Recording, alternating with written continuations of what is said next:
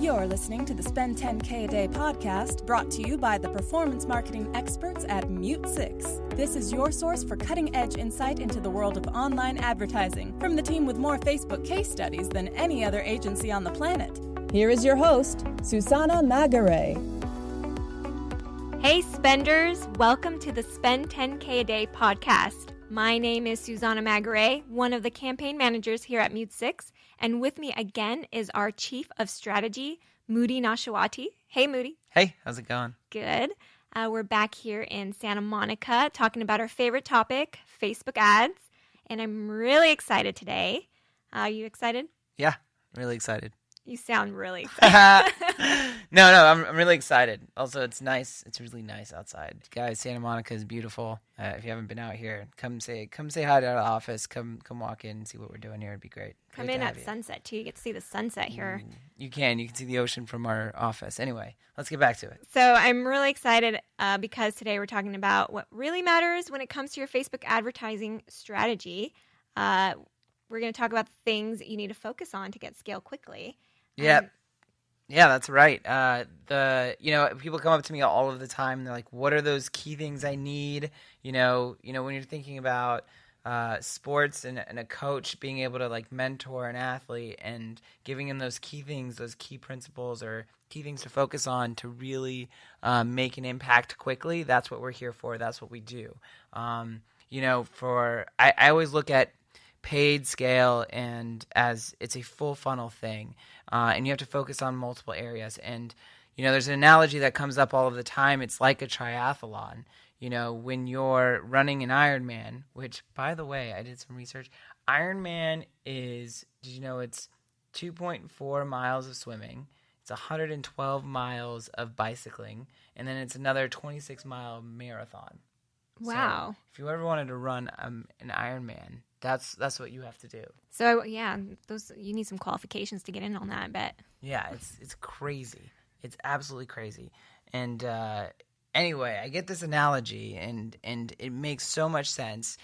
Essentially, when you're looking at a full funnel strategy, when you're looking at spending dollars on Facebook to earn $5 back, and you want to basically scale at a profit, you have to look at the things that matter and tweak them in every single way to line them up to get you that return. And the Ironman strategy makes sense. The Ironman analogy makes so much sense because it's got three parts, right? You got the bicycle ride, you've got the swim, and then you've got the run.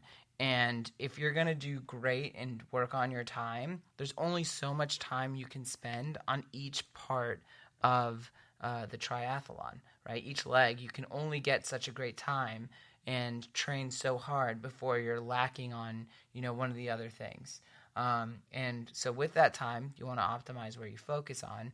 With Facebook, the three things that matter, your creative, your media buying, and then your funnel. And this is assuming you've got a great product. So, again, three things: creative, then the media buying, and then the funnel where they make their decision and pull out their wallet and actually buy. So we're going to discuss those three things today, get a little bit into the details and the weeds of really the biggest, lowest hanging fruit and biggest opportunities in each part, where if you focus on just those portions, you can, get the biggest impact that matters. Because at the end of the day, you want your conversion rate to be, or your ROAS to be, your return on ad spend to be 5x at least. And, it's definitely doable, but definitely not if these three things are lacking in any way. Yeah, so essentially you're finding the points in the strategy to make it more efficient over a bird's eye perspective of the funnel. Yeah, exactly. And, so the first one is creative, right? Creative is really important. It's that first instance where someone is getting introduced to your brand. And the people I imagine listening to this podcast are probably brands that may still have a lot of acquisition strategies to do. So they're usually running to cold audiences, and they're trying to drum up demand. And so like when you're thinking about creative, you're looking at a couple of things. One, if it's a multi-SKU product like an apparel company, a shoe company, they sell shirts or sometimes makeup and skincare. It can sometimes it can fit into that. But really, we're looking at apparel companies. You're going to want to have, first of all, your unique selling points, the things that, why do people make decisions to buy your product? You got to focus on those amazing parts of your product. Like, is it a really cool jacket? You need lifestyle content, like really showcasing what that could be. And it's got to be like a mirror to the audience, so that way when they're looking at it, they're not seeing something that's unattainable. They should be able to. It's almost like aspirational. So when you're creating content for a multi-SKU product, you want to think about, first off, the design style of all of the imagery, and the more like impactful or beautiful the imagery is, the more it'll catch the eye. Which is really, really important. So branding is equally as important as a good product. Yeah, branding is, and a lot of people like to poo-poo, branding isn't a big thing, but like branding makes an impact. Mm-hmm. Having beautiful imagery, having a beautiful product, beautiful people wearing and showcasing that product, it totally makes an impact. And it's really important. The other thing is, like, you can kind of hack this. You can go and visit your competitors, go add like things to cart, see what ads they're running to you, and pay attention to the engagement, right? So the engagement tells you the clue, like how much are they spending? Is there a lot of engagement? Is there little engagement? It could be, and actually this is going to change in a couple of months, right? So Facebook, I don't know if you heard this, but Facebook is going to release all of the ads a page is running and give it open to the public. So you'll be able to see your competitors' exact ads and how they like take different shots and showcase different products, and you'll see what they're running. Do you think that's going to make the space more competitive? It could. I think that it's interesting because you can already see a lot of things, but having it be so available and easy to do will basically make it so, more people will be competing, having that intel. I also think it'll encourage companies to be, for lack of a better word, more authentic, more genuine. Yeah, you got to be careful with your content because anyone can see it now. And that means the media can see it. Anyone who might want to pick it apart can see it. So Absolutely. You can't. There's no, which means that a lot of bad advertisers will go away, which is great for us. Not that they were much of an issue to begin with. Yeah, it's true. But that means new inventory, which is great. I love new inventory. Lower CPMs. It's going to be awesome. So getting creative right. Focusing on beautiful imagery, and then the second part of that, like when you're focusing on single SKUs or even multi-SKU in some ways, there's got to be a salesmanship to it. You got to know the problems you're solving. Even if it's a beautiful shirt, you're solving a problem. Someone's looking for style. They're looking for, more than just clothing to wear. They want clothing that represents who they are and who they're trying to be. Yeah, identifiable. It's an identity. 100%. And so you got to think about that. And the other part is what other value points are there to these products that aren't being showcased in the creative? And we've been talking mostly about still, but video is so much easier to do, right? You can focus on people wearing the product, using it, even like sometimes the best content is shot like from a phone, and it's just like it looks user generated. It looks native. It looks like, something you would show me like off of your phone. And that has such an appeal to people because they trust it and it looks more authentic. So getting creative right and rapidly testing creative built on these principles of really showing the wow and the salesmanship of it is really, really important. And that's one step of it. Well, what I really like about what you're saying is you haven't even mentioned discounting yet. And I know there are companies out there who are adverse to discounting. However, there's still a lot of sales that can be made. I mean, a majority of our clients do make sales without discounting, and it's still effective based on branding, based on creative. Yeah, you can. You can use discounting. It's something that you don't have to use. Right. It definitely helps with scale to use, but at the same time, it can cheapen your brand. And so there's this line of like, when is discounting okay, and how much discounting is okay. And some people like the least or the most amount of discounting they'll do is just free shipping, which I don't know if that does anything really. Yeah. Maybe a slight bump, but it's never something measurable. But doing like first time offers, and that's something I actually cover later in a part of our in our funnel discussion, is doing first time offers for people allows people to experience your brand, and it helps nudge them along to actually make that purchase and make them feel special. They're like, okay, like it reduces the friction for them to get a taste of what your brand could be. But that also speaks to painting the process, like, or the experience that they're going to get once they purchase something too. So that's another creative angle, is like, how could you show the unboxing experience, what they're actually getting?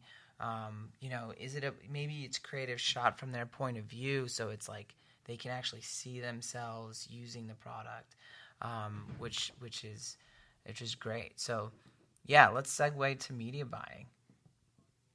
Media buying is the next big part of this. I mean, it's everything. It's where you're running the ads, and what sort of strategies you're doing. But at the same time, there's, a lot of people like to get lost in over testing and breaking out every single placement and, trying to run to the tiniest of audiences. And you're not going to get scale that way, because you're basically choking up your audiences so small that there's no chance for that campaign to really go. Right. Sometimes our best strategies are running towards open traffic, where it's like our creative is so good, our funnel is so good that it literally appeals to everyone, and we can really capture like an open audience or really large audiences. And the key to that is having solid creative and solid funnel. 100%. So, when you think about media buying, you want to get really clear about why you're making decisions to turn things on or off. So like, what are your KPIs? Are you tracking purchases, or really, really low intent? If you've got a really long sales window and you're generating leads, let's say, you can fire like pixels based off of time on site, like that kind of thing. But you really want to get clear on deciding, how are people showing intent? For the most part, our clients are tracking purchases, which is nice because we get feedback quickly. Otherwise, if you can't, spend enough to get purchases, then are you looking at, just add to carts or visits to the site, or, those sort of things help you make decisions quicker and are the things that matter. Stop looking at your relevancy score, because that's not, I've had ads that have low relevancy score compared to others, but end up becoming, the bigger spenders that allow me to scale. Yeah, and the same goes for, on CTR. Yeah, like all CTR, and that's a good point. Sometimes an ad can resonate with someone, and maybe the CTR is off, or maybe your headline, you're maybe using like clickbaity headlines, and that's why you're generating a high CTR but no follow through. Which is, is something you kind of want to stay away from. You want to give the most meat up front and really get people excited as soon as you can. So yeah, let's go back to media buying. The next part is looking at your audiences. If you can, look at your insights. I know there's a lot of things that were taken away now, so harder to do to look at insights, which means you'll probably have to end up like really putting a lot of ideas to test. Just be quick to turn things off. But eventually what happens is you generally know who your audience is. And you come to a point where you've done all of the audience testing, and this is kind of like when you're optimizing a leg in your marathon or your triathlon. Like, you need to think like, okay, I've done enough testing here for now. I got other bigger wins that I want to have that I need to go focus on. And if you've got enough data to be having 1% purchasers and audiences built off of like your best purchasers, then you're pretty close to knowing who your audience is. So one thing you need to do there is try to have the best data to build your audiences. And then once you've decided your audiences, have general tests continuing to go, but don't sit there and try to keep a focus on that. You're going to want to find the creative and messaging that wins to get those people to convert. Cool. And then the last thing on media buying is, when you're looking at what bidding strategies you're doing, here you want to, first of all, optimize off of the lowest intent you can to where you're still feeding the algorithm data. So the algorithm needs 25 conversions a week. So if you're not getting 25 purchases a week, then you need to go higher up in the funnel, or or otherwise stick to purchases. A lot of people are spending time trying to run engagement campaigns, and it's just go straight to purchases. If you really want that ROI and that ROI fast, that's where it's at. There's this other strategy where if you're really spending a lot of money, you can do kind of top of funnel engagement campaigns to stir up a crowd and get them really aware of your brand, and then you can drive more conversion focused campaigns once you've got that crowd warm. But now you're talking about spending in the millions of dollars a month area, and that's very different from what we're talking. We're talking more mid-level to small-level strategies here. I would focus more on trying to drive those conversions than trying to drive awareness and then a conversion campaign off of that. Nice. I mean, the engagement, if you're getting solid purchases, the engagement follows or goes hand in hand off the conversion optimization. Is that so? Right. That's right. Now, I want to get a little bit into the funnel. So essentially, when we're looking at optimizing, and this is the third leg, it's the funnel. It's where everything happens. It's where if you do this right, people will drive to the goal naturally. There's a lot of really good advice when it comes to how you're supposed to think about your funnel. The first one is, don't make me think. There's a purpose on why I'm here. I'm interested in your product. I shouldn't have to think to get to buy it. I really shouldn't. I should be directed towards the goal. You should reduce as much friction as possible to that goal. And if you can give me a little nudge in that direction, great, all about it. It needs to be user-friendly. It needs to be intuitive. User-friendly, intuitive. You need to think about the thought sequence that's happening throughout the page.